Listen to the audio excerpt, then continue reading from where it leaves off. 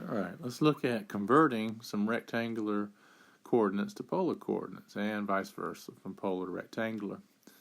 Now, with that said, we'll be able to use some right triangle geometry and trigonometry to help us. And you can see here on this drawing, right, we've got a point xy, again, sitting here in quad 1, right, as we're looking at this. Now, with that said, again, the distance horizontally and vertically to that point are rectangular coordinates. That horizontal and vertical distance of x and y units form our x and y coordinates and form, of course, a right triangle we can look at as we look at the radius. This is the distance from the pole to that point. And of course, theta is the rotation from the polar axis right to that point. So you can see, again, right triangles come into play. And just reviewing our definitions. For example, we know in the right triangle, cosine is equal to adjacent, right, over hypotenuse. And sine is opposite over hypotenuse. So as we look at cosine of theta, of course, it equals x over r, right, x coordinate of radius. And we could even take that a little further, right, and we solve for x by multiplying both sides by radius, right, we can form a conversion formula. Right, x coordinate always calculated by radius times the cosine of theta. Same goes with the sine of angle theta. Sine is opposite over hypotenuse, so y coordinate over radius. And if we want to solve for y, we can multiply both sides by r, and we solve for y, and we form a formula for converting our y coordinate over, again, from radius and theta, from polar coordinates. So tangent, of course, is y over x, opposite over adjacent. And radius, in terms of x and y, right, is the squared x squared plus y squared, which comes from Pythagorean theorem, right? R squared equals x squared plus y squared in that right triangle. Square of the hypotenuse equals sum of squares of the two legs. And solving for r, we get our conversion for radius in terms of x and y. All right, so let's take an example. So let's convert each of the following to rectangular coordinates. So let's take a look at example A here. So let's go ahead and draw in a quick picture of 2 and pi as the coordinates for r and theta. So they're giving us the polar coordinates. So let's go ahead and build a quick picture of our x and our y-axis. And we know with theta being pi, so again, the pole is the origin. Positive side of the x-axis is the polar axis. So we'll make note of that. And again, here's the pole, right at the origin. So pi, of course, we know no rotation of pi is 180 degrees counterclockwise. So that puts us over here, right? There's theta equal to pi. That puts us over here on the negative side of the x-axis. Now the radius being 2, well, let's measure out distance of 2 units, 2 radians. So radius is 2. So right here is our point. So I want to plot that. There's 2 pi.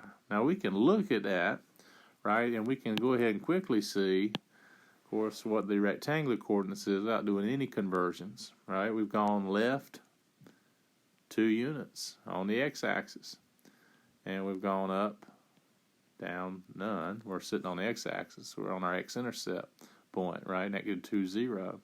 So this point in rectangular coordinates, there's your x and y. So 2 pi, right, converting that, right, converts over to negative 2, 0. So they're the rectangular coordinates, right? So again, we can easily convert from polar to rectangular just looking at it. So draw your visual. Now let's build on that a little bit. Let's take a point. Let's go to B. Let's do example B here. So there's A. So example B, let's go ahead and construct in again our x and y axis. So I'll go ahead and build a quick sketch of what they give us. And we know again the pole right here at the origin and the polar axis. Now we got r and theta given. So r is square root of 3 and theta is pi over 6. So let's go ahead and rotate. We do rotation first. So rotate pi over 6 radians. So that's a rotation of what, 30 degrees, but there's pi over 6. There's theta. And our radius is the square root of 3. So square root of 3, rational number, what, 1 point something. So it's a decimal. We don't want it rounded. We're going to leave it in exact form. So we'll let that be our radius. There's r equal to the square root of 3.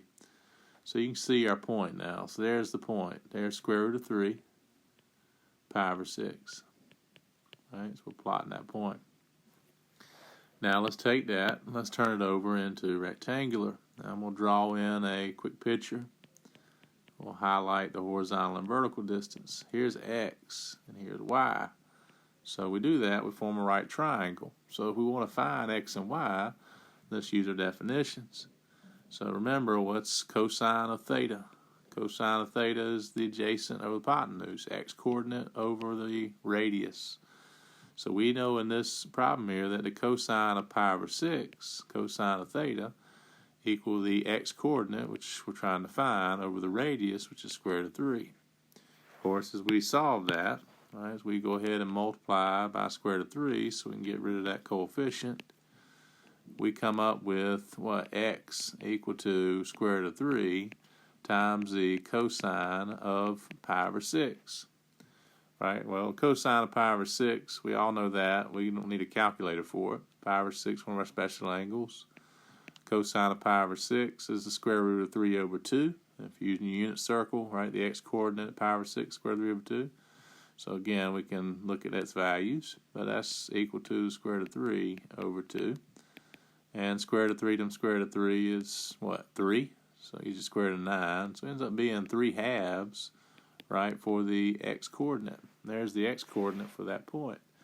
So again, we do have a formula. Now you can use that, but I always like to draw it in and show where it came from. But yeah, x always equal to r times cosine theta. So square root of 3 times cosine of pi over 6, which ended up being 3 halves. So we've got our x-coordinate. Now let's find the y-coordinate. What does y equal? So to find a y-coordinate, let's go back to our right triangle. So we know again that sine of angle theta, the sine of pi over 6, equal to the opposite side, which is y, right? Here's the opposite side, over the hypotenuse, square root of 3. So again, as we solve that, we'll multiply both sides by square root of 3, and you can see we're getting our formula that we established earlier. Y is equal to your radius, square root of 3, times the sine of theta, which is sine of pi over 6. And again, we know the sine of pi over 6. It's one of our special angles we've been working with all semester. That's 1/2, right? 1/2 is the y-coordinate, pi over 6. Sine's the value about a y-coordinate. So we end up with, what? Square root of 3 halves. So there's the y-coordinate. So we've got x and y. So we know now rectangular coordinates. So we've got our polar coordinates given to us, square root of 3 pi over 6. Now we've got the rectangular coordinates, x-coordinate 3 halves, y-coordinate square root of 3 halves. It's quadrant 1 point for their example B. So you see again, there's a couple examples there with A and B we are able to establish. And we can do the same thing with C, right? Our third example. So let's go ahead and look at it. So -3, let's draw a picture of that one. So -3, -135 degrees. Well, as we draw in a quick sketch of this, now pole here at the origin, positive side of the x-axis. Now we're going clockwise. So -135. Now 135 is our 45 degree mark in quad 3, right? We go opposite. I shouldn't say opposite. We go clockwise, right? There's theta. Clockwise for negative rotations, right? We're going -135. That's 45 degrees off the x-axis. So again, -180 would be on the negative side of the x-axis. But you see again our location. So remember, rotation first with polar coordinates. Now here's the thing. We've got a radius in this example C that's negative. So yeah, we've taken care of the rotation. Well, since it's negative, we're going to go the opposite direction. We'll put it in a different color. 3 units. So 1, 2, we'll put 3. So right here would be -3, 135 degrees. Or I should say -135. This ends up being in quad 1, right? -3, -135. So now we want to find the x and the y coordinate. So again, the horizontal and the vertical distance to that location. So again, we got our radius. Radius, our distance, right? Radius is 3 units. Distance from the pole, right, to that point. Now it's a quad 1 point. So let's go to our formula, our definition. We can jump to it. We've already established it. We know cosine is adjacent over hypotenuse will be x over what? 3. So x is going to equal to r times what? X equal to 3 times the cosine of theta, negative 135 degrees. Now with that said, what is the cosine? Now we can go ahead if you want, put in r here on our drawing since it was negative. Distance, negative 3 units. So we got negative 3 times cosine, negative 135. Well, that's negative 3 times. We don't need a calculator. We know the cosine negative 135. Now, 135 is a special angle, or 45-degree angle. Cosine is square root of 2 over 2, right? And sine is square root of 2 over 2 at 45 degrees. So with cosine negative 135, now keep in mind, negative 135 is in what? Quadrant. It's in quadrant 3. Now cosine negative in quad 3. So I say negative square root of 2 over 2. So as we simplify, we got negative 3 times negative square root of 2 over 2, which is 3 square roots of 2 over 2. So there's our x-coordinate, right, for this point here, the rectangular coordinates. We got 3 square roots of 2 over 2. Now we'll do the same thing to find y. So let's go ahead and calculate the y-coordinate. What would the y-coordinate equal? Y is equal to r times sine of theta. Negative 3 times the sine of negative 135 degrees.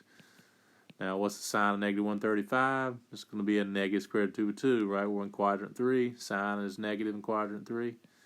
We know, again, it's negative square root of 2 over 2. As we simplify that, that's what? Positive 3 square roots of 2 over 2 for the y-coordinates. There's y, again, and x. So as we're looking at this in rectangulars, we got the x and the y-coordinates, both 3 square roots of 2 over 2. All right? So there are your rectangular coordinates. So we've converted, right, from polar to rectangular.